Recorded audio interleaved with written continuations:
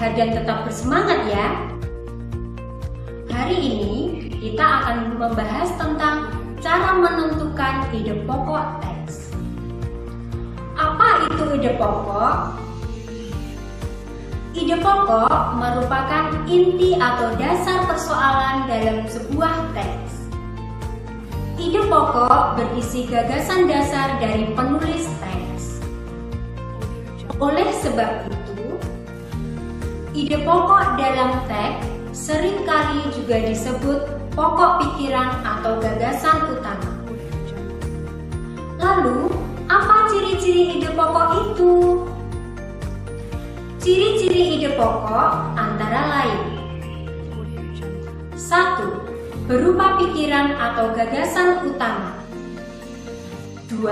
Mengandung inti persoalan. 3. Letak ide pokok ada di awal paragraf atau deduktif, akhir paragraf atau induktif, awal dan akhir deduktif induktif, dan menyebar di seluruh teks atau naratif deskripsi. Yang keempat, ide pokok dituangkan dalam satu kalimat, yaitu kalimat utama. Bagaimana sobat belajar? Bisa dipahami kan? Mari kita lanjutkan. Lalu, bagaimana cara menentukan ide pokok teks?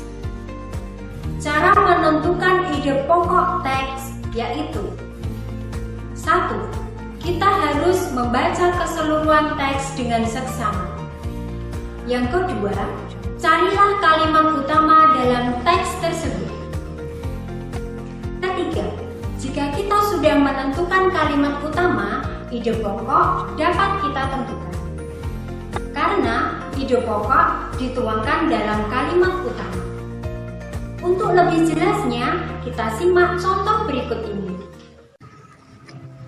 Bu, saya ingin mencoba menemukan sebuah ide pokok dalam teks. Boleh, bacalah teks dalam buku ini. Gurita.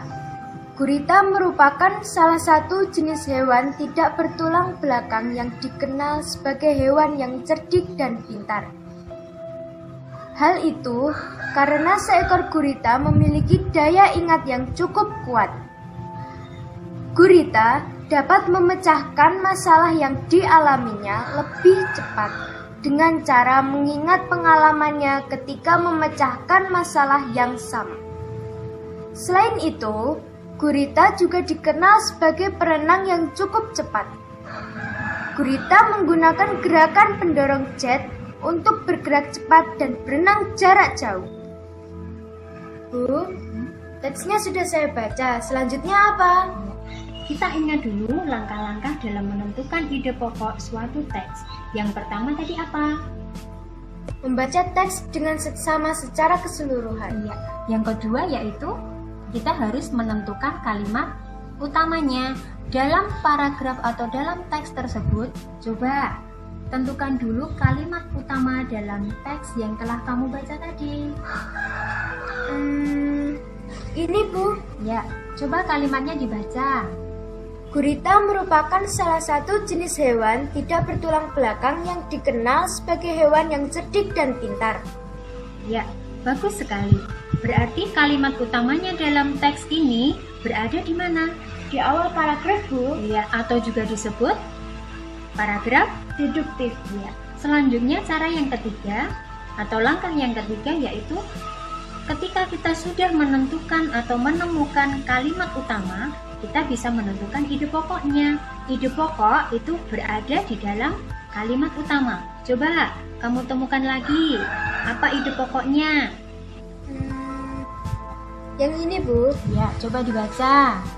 Gurita merupakan hewan tidak bertulang belakang yang cerdik dan pintar.